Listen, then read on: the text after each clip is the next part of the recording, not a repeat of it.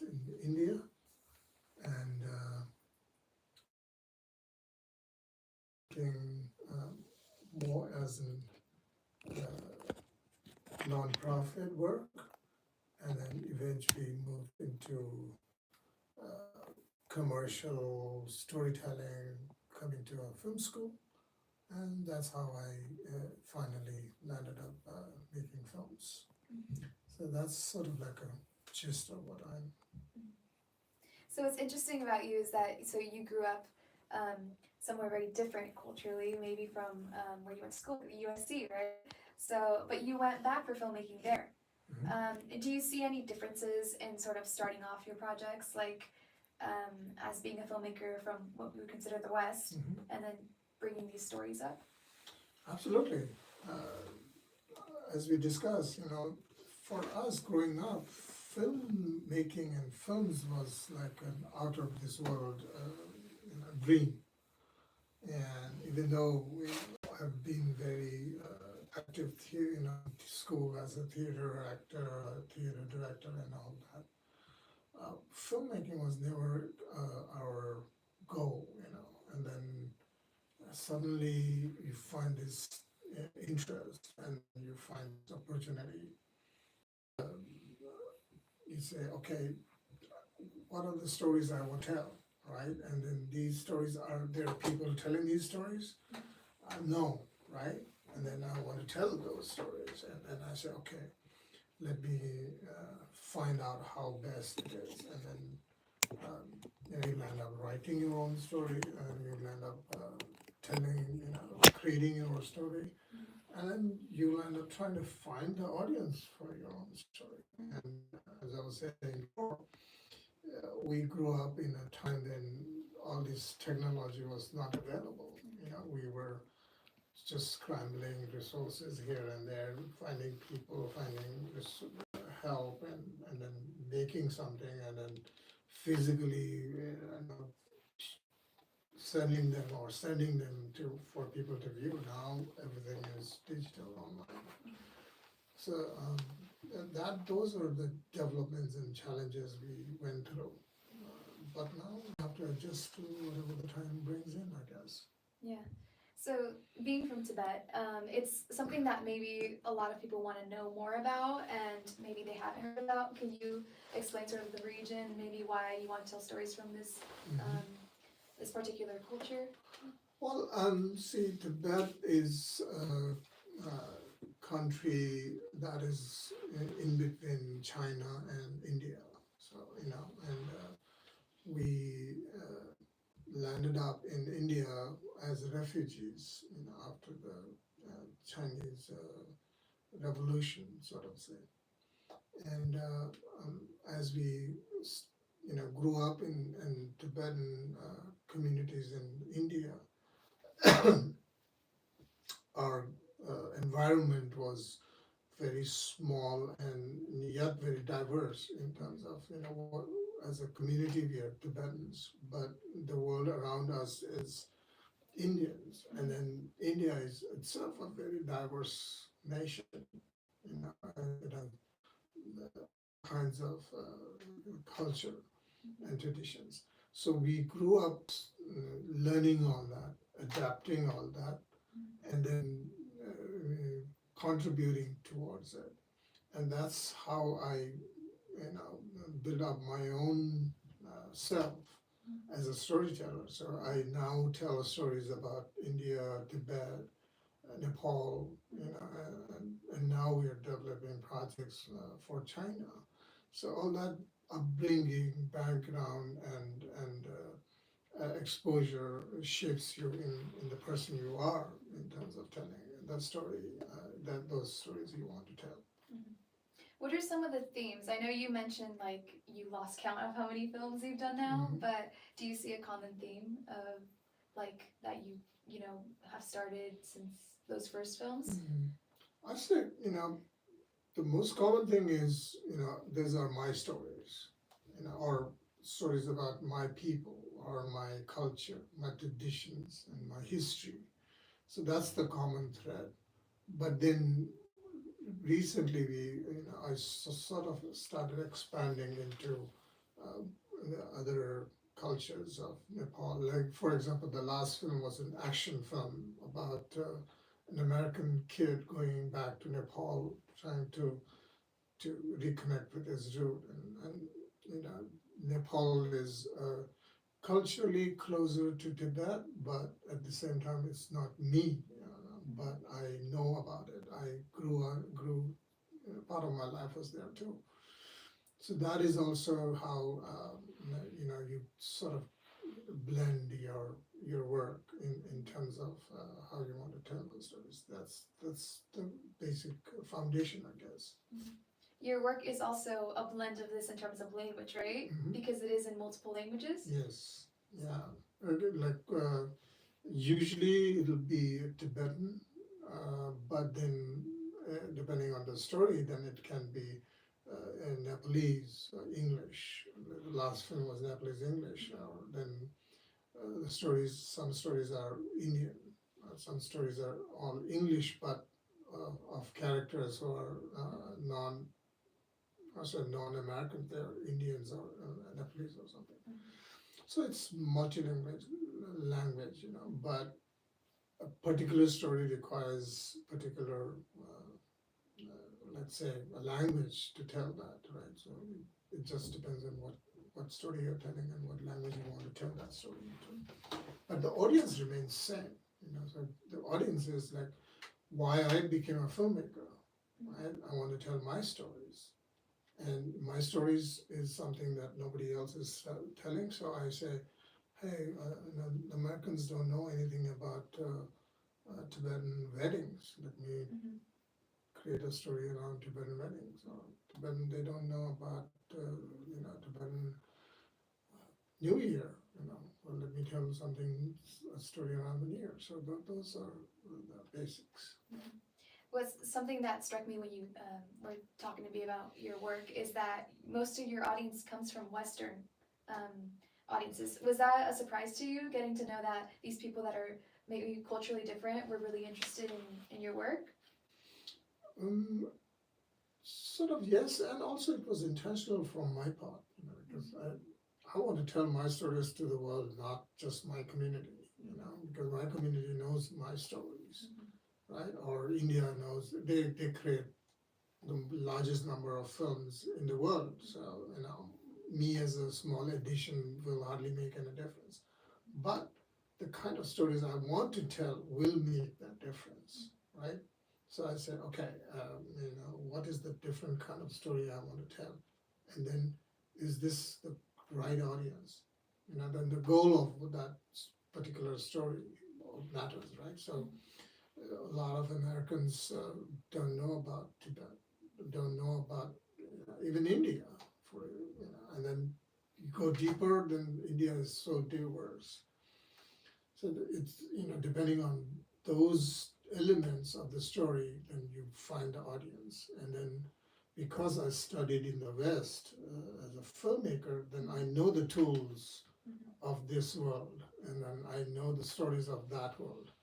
I try to blend it and make it palatable to this audience, and then this audience is happy, you know, okay, oh, this is very different you know, visual, but the struggle of the characters are similar, you know. It's about a father who's trying to connect with his daughter, sort of thing, right?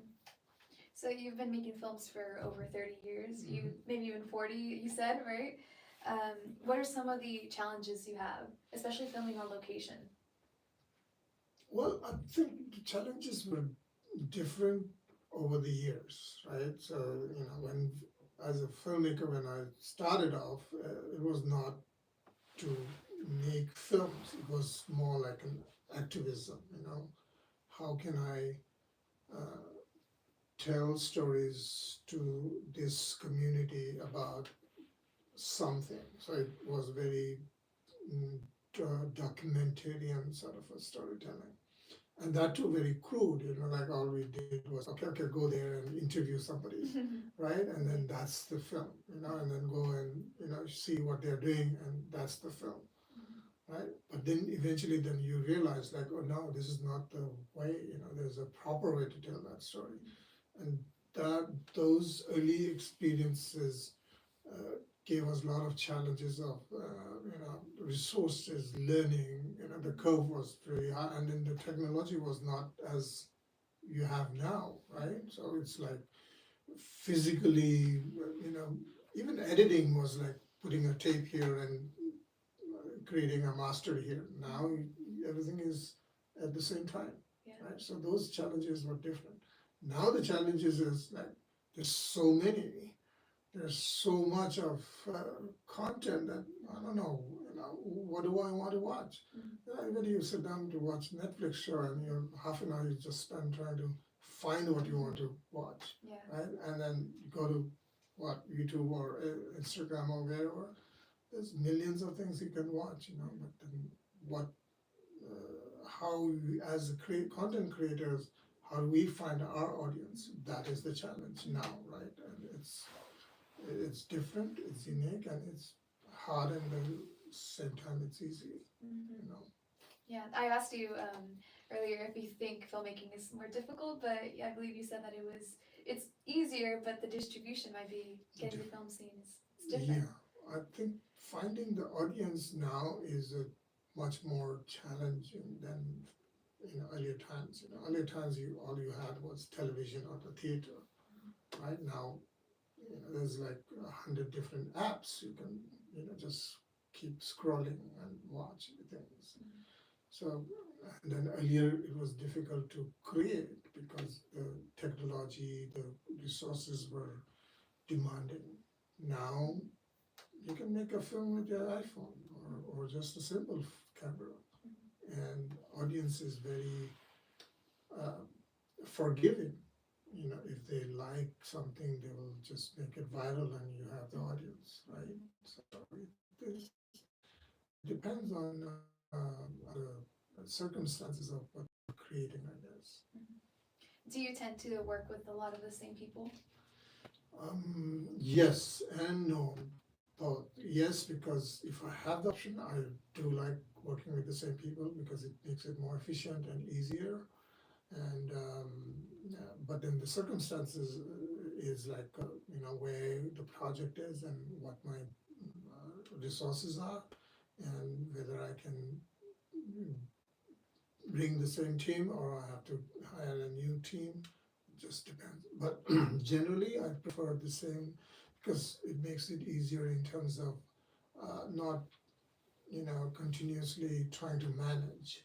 They are independent people. They know what they want to do. They know how I think. I know how they think, and then it makes it smooth, sort of. So. So when you direct a film, you tend to be writing most of your work, right? So how long does a project usually take for you from when you start writing it to maybe get, you start, getting it into production?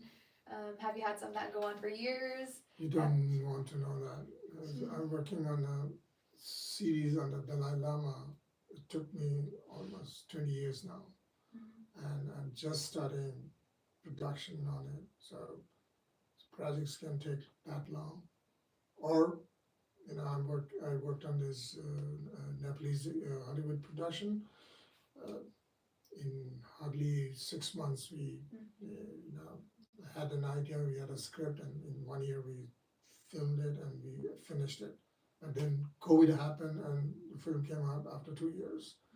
So again, the gestation period was same. So, different projects depend on different timeline, I guess.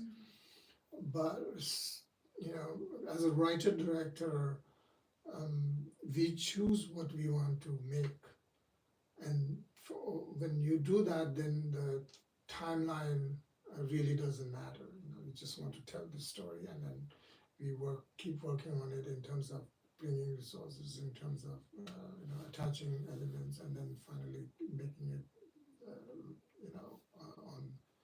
on the theaters or on screen, I guess, right? But if you, as a filmmaker, as a director or a writer, if it is your career in a studio or a production, then the timelines are much shorter. Like I used to make a lot of music videos and ads. So they were instant, you know. Mhm. So like, okay, some musician, singer comes like, oh, I have this much money, can you do something? Okay, let's go, we'll make it.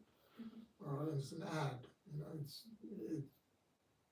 a couple of weeks and you're done, you're making your money. But for films and series and all, it takes time according to your passion for that project, I guess. So with this more current project that you talked about, what do you think makes this one makes the timeline a bit longer than some of the previous? One, because it is an expensive project, because we are telling a very spiritual story of the Dalai Lama for 600 to 700 years of history. So we are, and because it is a historical / spiritual story, accuracy is very important, right? And then because it requires so much money and it is not very commercial, people are, trying to find a way to make it. Now we're eventually going to make it for HBO, so, that it becomes easier for us to work around it, right? Now, literally, we are in the process right now and doing that for them, right? Or somebody, depending on when. So the requirement of the project, perhaps, and then, 20 years ago, I was not the man I am now, with a lot more experience and a lot more connections and a lot more help. 20 years ago, people just didn't care about me so much. Now they listen to me and then they say, oh, what else are you doing? I said, I'm doing this project, great. What do you have? I have this and this. I said, great, let's do it. Do you feel an added pressure now that you've been doing it longer, whether to yourself or to your community? Pressure in the sense it's a very important story, and it is got a lot of geopolitics. It's got a lot of spirituality. It's got a lot of millions of followers who want to know about it. So those are pressure, right? And then I have to make it correct by the book, correct by people, correct by investor. So those are pressures that I have to face, but it's part of the filmmaking, I guess. Yeah. Also, I think filmmaking is because it combines visual and sound and everything. It's a great means to show sort of where you're from, showing it directly on location. Is there anything you would want to share with? Because I know you were also a professor at USC. With any film students about sort of getting to tell their stories, and maybe it's not being as easy as doing something a bit more commercial. Advice, suggestion, each film, each story is different. Each person's journey is different. But generally, I would say now, if 20 years back, if I had all this technology with me, I would preferably just go out there and make my film, right? And not care about who's going to give me money and to make this film. I would say, if there is somebody doing it, great. If there's nobody, so let's go and do it. It's so easier now. So I would say, follow your passion, and then you will find a path to telling that story. Right now, for example, I'm developing a period martial art film between India and China, right? And it requires a lot of resources. But my goal is these two massive countries, the most populous countries, the superpowers, they have never interacted, right? How can I build that? And then as a filmmaker, I said, okay, culturally, I can maybe tell a story about the fundamental way people know China and India. So art, right? And then let me build what is the basic art of these two countries are. martial art is very popular. Let me tell a story about Indian martial art and Chinese martial art, right? Yeah. Now, is there somebody who wants to make it? I will say, great. If not, I'll find resources and means to make it, right? And that's how I have to follow each of the projects. And I believe all these other younger filmmakers, they too have to do the similar route. But if you're a cinematographer, if you're a sound editor or a picture editor or composer, then your journey is different. But as a filmmaker, as a director or a writer, then your journey is similar to mine. It hasn't changed. It will never change. You have to just tell your story. How you want to tell it is, either on a phone or on an IMAX camera. Depends on your skill as a So is there anything, lastly, that you feel like makes something fundamentally Tibetan? Is it like so diverse that it's found throughout your works, or is there something that you really think it's part of the culture? I think the fundamental, ground of my being is part of my story. Okay, as a Tibetan, I know my culture, my traditions far better than anybody else, right?